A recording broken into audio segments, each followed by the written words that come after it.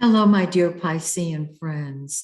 I have your May horoscope in front of me, and I'm going to share it with you. I'm very excited to share it with you.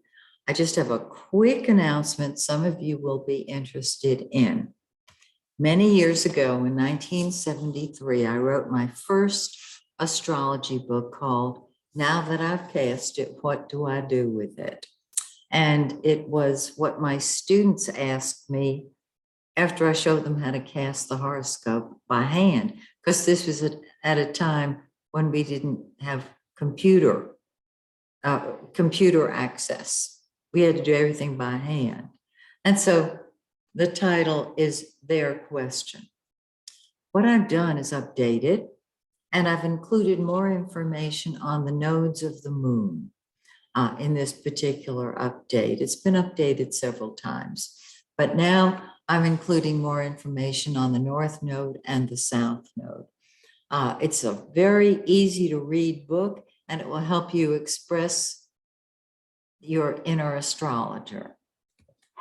If you have not yet gotten a copy of Hidden Messages in Your Birth Chart, you might want to do that, especially if you're an astrology student, because this book shows you how to read the hidden programming messages that you received as a little baby, as a child. Some people received some of these messages in utero, and it is visible in the birth chart. The chart is just remarkable. So I highly recommend this to help you understand yourself if you are a student of astrology. And if you're a professional astrologer, you will astound your clients with the information in this book, because that punches bunches of buttons when you talk about the programming. So look at this gorgeous forecast. Let's start, first of all, by acknowledging the fact that Mercury is going to go retrograde on the 10th. We are in the shadow of the retrograde right now. And when we're in the shadow, it feels exactly as if Mercury is already retrograde. Now, you can start a new project under the shadow when Mercury's in the shadow, but it's hard to get it off the ground because everything is so confused because it feels like Mercury is retrograde. Mercury deals with communication, correspondence, and transportation, our mouth and our minds. The day it went retrograde, I put in 3 separate calls for 3 separate issues that I was having with my phone. I called AT&T 3 times, and 3 times I got the most angelic people to help me who fixed the problem immediately. It was a joy to deal with them. It took up the day, but that's what happens when Mercury's in the shadow. Okay. Now, let's talk about this area here. It's so great. First of all, let's start with Mars. Wherever Mars is, that's what you throw yourself into. That's what comes first to you. It's what you fight for and with. It's in your first house of you, your physical body, and you've been ready to leap forward with passion. On the 24th, Mars moves into your second house of money. And I have seen and experienced Mars in the second house. What it does is it brings money and you spend it, and it brings money and you spend it. So let me tell you what else is going on. Venus, the planet of love and money and all kind of good stuff, is also in your first house and has been there. So you've had passion and you've had the ability to love yourself. When you love you, everybody loves you. And so we've got Mars passion and Venus love, and they blend.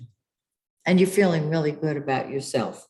On the 2nd of May, Venus moves into your second house of money. And Venus rules that second house in the natural zodiac. So you're creating gifts of money, and you're spending it. However, this area of money, of tangible assets, is beautifully activated. So get ready to create. All right. If you have a financial plan, don't start a new plan because Mercury's getting ready to go retrograde on the 10th. But just go with the flow. All right. And then on the 28th, Venus moves into your third house and you're thinking loving thoughts. You're communicating beautifully and lovingly, and your outlook is very positive. The sun, the yellow planet, the giver of life, is also in your third house. And you've got great ideas and you want to share them. And you're talking to people and you're ready to take short trips. It's great. On the 20th, the sun moves into your fourth house of home, family, and real estate. All things that deal with emotional security.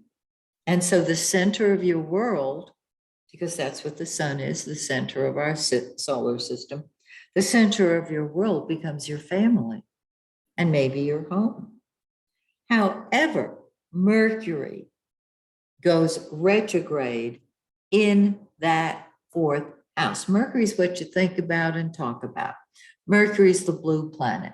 It goes retrograde on the 10th, and on the 22nd, it moves back into the third house of communication. Now, Mercury rules communication, correspondence, and transportation. So if you're, let's say this third house is, you're using it to write a book. Mercury, when it backs up and goes retrograde back into that third house, you make changes in the book, all right? It's a terrific time to do that and tie up loose ends. Now, Mercury won't go direct until June, early June. So check with me next month, of course.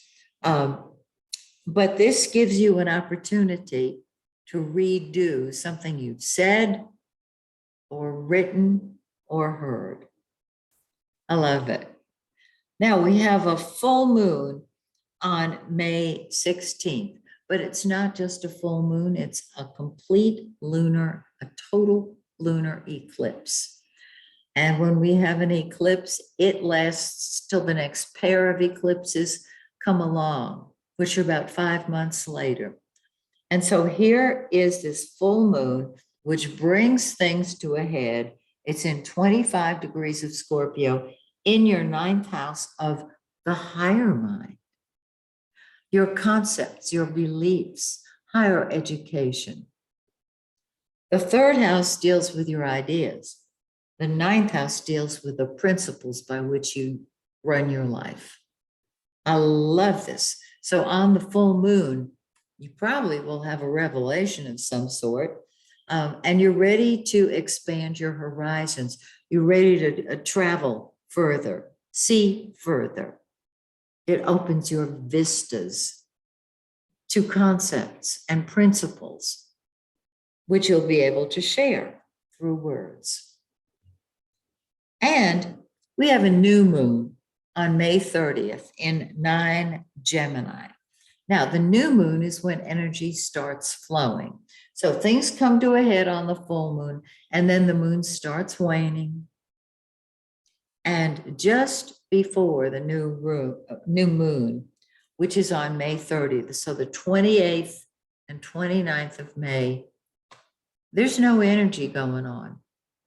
And people are going to want to stick around near their home, like you people. On the new moon, you can pick up where you left off with home projects or with family members. So, and you'll have the wherewithal to do it. I love it. I think it's a terrific forecast. I hope you enjoy May, and I hope you'll be back with me in June so that I can pick up and help you get through the end of the retrograde Mercury. Until we meet again, may the stars shine brightly on you and yours. Bye for now.